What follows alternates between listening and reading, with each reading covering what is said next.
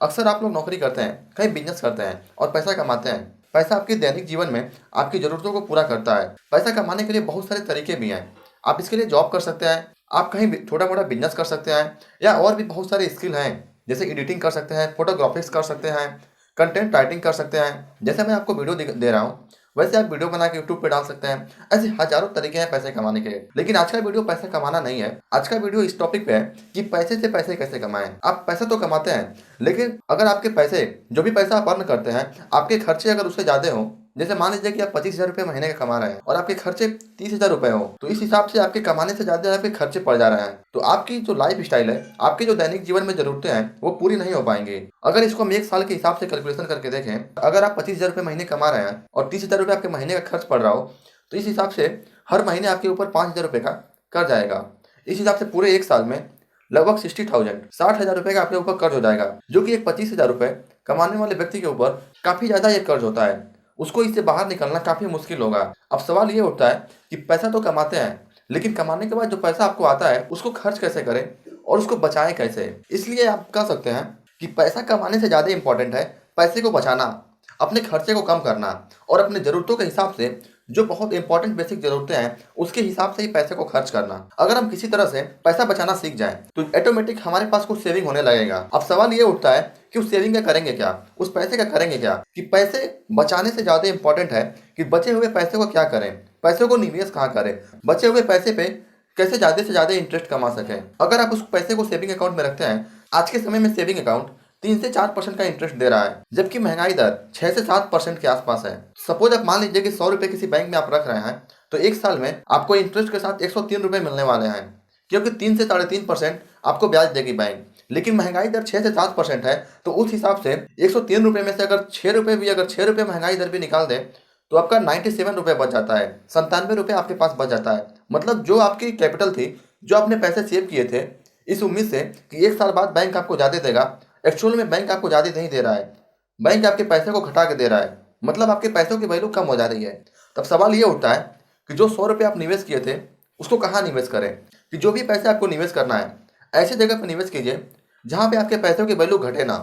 उसको भी अपने रिस्क के हिसाब से डिफाइन करके उस पैसों का आप निवेश कर सकते हैं। आप उसको एफडी कर सकते हैं, म्यूचुअल फंड में डाल सकते हैं। जैसे मान लीजिए एफडी कर रहे हैं, तो एफडी में जनरली 7 से 8% का आपको रिटर्न मिल जाता है, जबकि महंगाई दर 6 से 7% के आसपास है। तो ऑलमोस्ट यहाँ पे रिटर्न तो आपको बिल्कुल कुछ नहीं मिला। मतलब अगर 100 रुपये आप निवेश कर रहे हैं, तो एफडी का रिटर्न अगर 8% हम मान लें, तो 108 रुपये साल के अंत में आपको मिलेंगे, जबकि महंगाई दर 6 से 7% है। तो यहाँ पे अगर 7 रुपये माइनस कर दें इसमें हम, तो 101 रुपये होते हैं। मतलब आपको साल के अंत में जो 100 रुपये आपने निवेश किए थे, वो 101 रुपये बन रहा है। मतलब ऑलमोस्ट आपका कैपिटल सेम है, लेकिन आपके पैसे की वैल्यू यहाँ पे नहीं घट रही है। तो इस हिसाब से अपने रिस्क को डिफाइन करके आप पैसों को निवेश कर सकते हैं। आप लोगों में से ज़्यादातर लोग के पैसे बैंक में पड़े होंगे, सेविंग अकाउंट में पड़े होंगे। आपको ऐसा लगता है कि बैंक आपको इंटरेस्ट दे रहा है, बैंक आपको ब्याज दे रहा है, लेकिन ऐसा बिल्कुल भी नहीं है। बैंक आपको ब्याज नहीं दे रहा है, बैंक आपके पैसे की वैल्यू को घटा रहा है। बैंक आपके पैसों का इस्तेमाल कर रहा है। आपके पैसे जो भी बैंक में आप निवेश करते हैं, उससे बैंक अपना बिजनेस बढ़ा रहा है। इसलिए आज के समय में फाइनेंस की जानकारी होना बहुत ज़रूरी है, पैसों की समझ होना बहुत ज़रूरी है। अक्सर हमें पैसा कमाना तो सिखाया जाता है, चाहे बहुत सारी डिग्रियां हैं हमारे सोसाइटी में, जो डिग्रियां आप हासिल करके कुछ पैसे कमा सकते हैं बहुत ही आसानी से। इंजीनियर, डॉक्टर या ऐसे बहुत सारे डिग्री हैं जिसके बेस पे आप कुछ पैसे कमा सकते हैं। या आज तक हमने ऐसी कोई कॉलेज नहीं देखी जो कि पैसों के बारे में, समझ के बारे में बताता हो कि पैसों को निवेश कैसे करते हैं, पैसे से पैसे कैसे कमाते हैं, पैसों का सही इस्तेमाल कैसे करते हैं। अगर हम हिस्टोरिकल डाटा के आधार पर अगर एग्जाम्पल देखें, तो पिछले 10 साल में अब तक लगभग 3 से 4 गुना महंगाई दर बढ़ा है। जो भी आप दैनिक जीवन में फिजिकल सामान यूज कर रहे हैं, जो भी आप घर में सामान यूज कर रहे हैं अपनी ज़रूरतों को चीज़ें पूरी करने के लिए, उनकी कीमत लगभग 3 से 4 गुना बढ़ी है, जबकि आपकी अर्निंग 1.5 से 2 गुना, ज़्यादा से ज़्यादा 2 गुनी बढ़ी है। तो पिछले 10 साल में लगभग 3 से 4 गुना महंगाई बढ़ी है। तो आप ऐसा अंदाजा कर सकते हैं कि आने वाले 10 सालों में लगभग 3 से 4 गुना या इससे ज़्यादा महंगाई बढ़ सकती है। जो अभी का लिविंग स्टाइल है, वो पिछले के मुकाबले काफ़ी फास्ट हो गया है, काफ़ी स्मार्ट हो गया है। इसमें पैसे लिविंग के लिए काफ़ी ज़्यादा लग रहे हैं। लेकिन फिर भी अगर मैं 4 गुना की उम्मीद करूं, तो अगर आपके घर के खर्चे अभी 30,000 रुपये लग रहे हैं, तो आने वाले 10 सालों बाद अगर 4 गुना भी महंगाई दर बढ़ रहा है, तो आपको घर चलाने के लिए, अपना खर्चे चलाने के लिए 1,20,000 रुपये की जरूरत पड़ेगी हर महीने, जबकि आपकी अर्निंग उतनी रही जाएगी। अगर आपकी अर्निंग महीने की 30,000 रुपए है तो 10 साल में ज्यादा से ज्यादा इंक्रीमेंट करके 60, 65 या 70, इससे ज्यादा नहीं बढ़ेगा। ज्यादा से ज्यादा 70,000 रुपए तक ही बढ़ेंगे। मतलब जो 70,000 रुपए से लेके 1,20,000 के बीच का जो गैप है 50,000 रुपए, वो आपके ऊपर कर्ज बनता जाएगा, आपके ऊपर बोझ बनता जाएगा। तब सवाल ये उठता है कि जो भी पैसे आप इनकम कर रहे हैं, जो भी पैसे आप अर्निंग कर रहे हैं, उस पैसे को निवेश कहाँ करें। तो एक तो मैं ऊपर बता चुका हूँ कि सेविंग अकाउंट कैसे आपके पैसे को बर्बाद कर रहा है, आपके पैसे की वैल्यू को घटा रहा है। तो पहला ऑप्शन आप एफडी कर सकते हैं। अपना रिस्क जरूर डिफाइन करें। मैं ऐसा बिल्कुल सजेस्ट नहीं करूंगा आपको कि सबसे पहले आप पैसे को डाल के ज्यादा लालच के चक्कर में इक्विटी में डाल दें, स्टॉक मार्केट में डाल दें। स्टॉक मार्केट वोलेटाइल है, यहाँ पे पैसे बनते हैं, डेफिनेटली बहुत ज्यादा पैसे बनते हैं, लेकिन आपको यहाँ पे प्रॉपर एनालिसिस करके प्रॉपर समझदारी के साथ जानना होगा। आप म्यूचुअल फंड में पैसा निवेश कर सकते हैं। म्यूचुअल फंड में अगर थोड़ी सी समझदारी के साथ, थोड़ी सी स्मार्टनेस के साथ आप पैसा निवेश करते हैं तो आपको एवरेज लगभग 12 से 15% का रिटर्न मिल जाता है, जबकि आपकी महंगाई दर 6 से 7% है। तब भी अगर टोटल करके देखें आप तो आपको साल का 6 से 7% का रिटर्न मिल जाता है। और चूंकि यहाँ पे कंपाउंडिंग काम करता है, कंपाउंडिंग का मतलब होता है आपके ब्याज के ऊपर ब्याज मिल रहा है।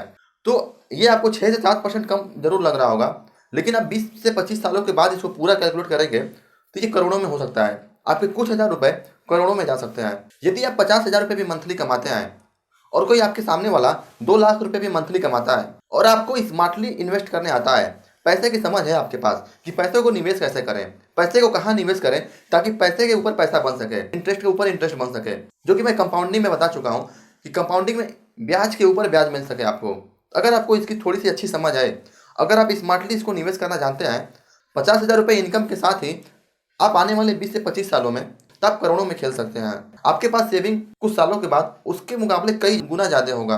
अगर पूरे वीडियो का सारांश के रूप में बताऊं तो पैसे से पैसा कमाने के लिए आपको स्मार्टली निवेश करना आना चाहिए। आपको पैसों के सही इस्तेमाल करना आना चाहिए कि पैसे को डालना कहाँ है, जहाँ पे पैसे आपके महंगाई दर को बीट कर सके। क्योंकि महंगाई दर 6 से 7% के आसपास है, तो आपको ऐसी जगह पैसे डालना है, ऐसी जगह पैसे को निवेश करना है जहाँ पे आपके पैसों की वैल्यू ना घटे। जैसे सेविंग अकाउंट, वहाँ पे 3 से 4% का अगर रिटर्न मिल रहा है तो वहाँ पे आपके पैसे की वैल्यू घट जा रही है। एफडी जहाँ पे 7 से 8% का रिटर्न है तो वहाँ पे आपके पैसे की वैल्यू घट नहीं रही है, लेकिन ऑलमोस्ट आपका कैपिटल सेम है, वहाँ पे आपको रिटर्न भी नहीं मिल रहा है। तो अपने रिस्क के हिसाब से आप पैसे को निवेश कर सकते हैं। म्यूचुअल फंड जहाँ पे लगभग 12 से 15% का रिटर्न है, महंगाई दर 6 से 7% होने के बाद भी वो आपको टोटल 6 से 7% का रिटर्न दे देगा। जो कि इक्विटी, स्टॉक मार्केट वोलेटाइल तो है, लेकिन यहाँ पे पैसे लॉन्ग टर्म में बहुत ज्यादा बनते हैं, काफी अच्छे खासे पैसे बनते हैं। लेकिन यहाँ पे आप बिना लर्निंग के, बिना एनालिसिस किए आप यहाँ पे कभी इंटर मत होइए। लेकिन यहाँ पे कभी कभी कंपनियां 25 से 30%, 35% का भी रिटर्न देती हैं और यहाँ पे कंपाउंडिंग काम करता है, तो आपके कुछ हजार रुपए कितने करोड़ रुपए बन जाएंगे आप ये सोच भी नहीं सकते हैं। लेकिन आपको स्मार्टली चलना होगा। अब तक हमारे वीडियो में कुछ डाउट रहा हो तो आप कमेंट सेक्शन में लिख सकते हैं, और वीडियो अच्छी लगी हो तो लाइक कीजिए और सब्सक्राइब कीजिए। Thank you.